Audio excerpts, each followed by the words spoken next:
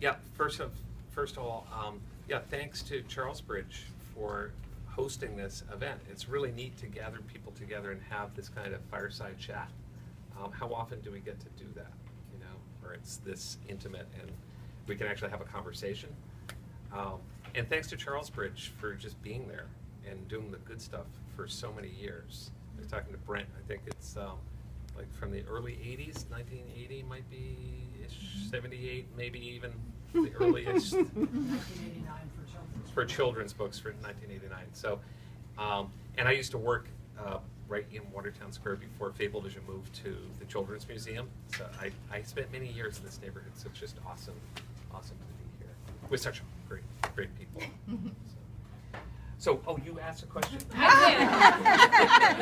asked a question. So, I'm trying to think of the shortest way to tell this story, because it's been a number of years, and it's been a really cool story with a lot of collaborators.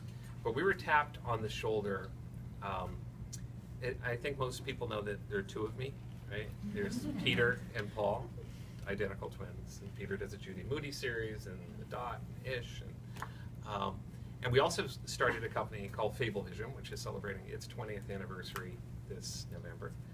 You're all invited, November 18th, top floor of the Children's Museum, and that's actually a serious invitation. Come and hang out with us. Fablevision is an original media and transmedia company, so we're all about story, but taking story and actually bringing it to life in different ways. Animated films, websites, interactives, games, and we work with folks like PBS, Jim Henson Productions, museums, publishers.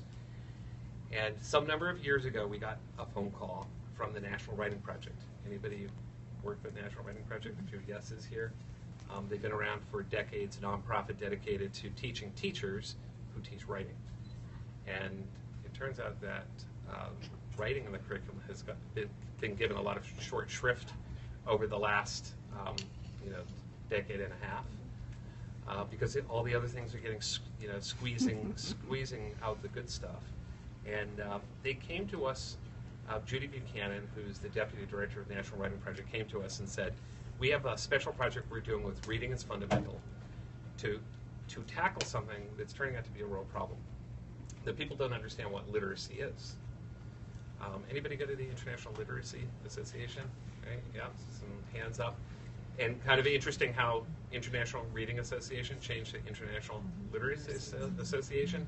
And this whole idea, and it was sort of a new concept for me, but it was an instant aha, that they were saying that we're sort of getting this, we have to work through and dismantle this pop culture idea that reading alone is literacy. Give a kid a book, and you can check off the box that you've done literacy, but that's not what literacy is, and all of you know what that means. And it's actually, it turns out that there are four basic components for food groups, and it's talking.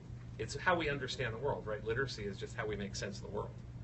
And we do that by talking to each other, by listening, by reading, for sure, but also writing / expressing ourselves creatively.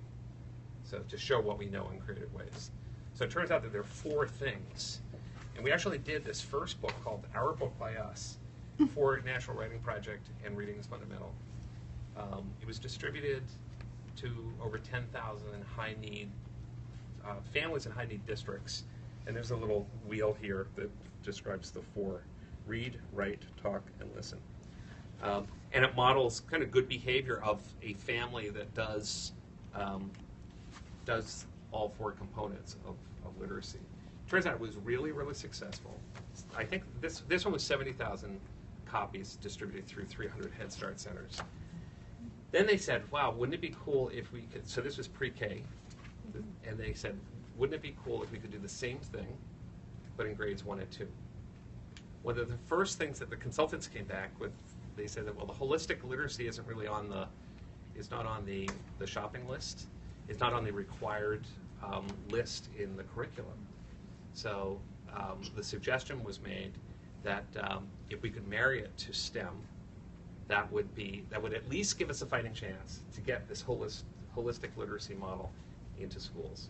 And so we did that, and the first iteration of Sidney and Simon was a little book called Water Wonders. The Curious Adventures of Sidney and Simon in Water Wonders. So this was just a special project, 10,000 copies made, distributed through schools, high-need districts all across America. And it features two little twin mice, and Pete and I finally got twins in our books, which we're very excited about.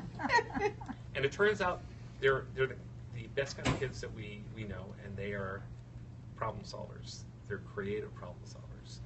They every time they see a problem, they get very excited because they use their creativity to figure it out. And of course, that they're talking and listening and writing in their Wonder Journal, physical as well as their tablet, and they're doing a whole lot of creative self-expression.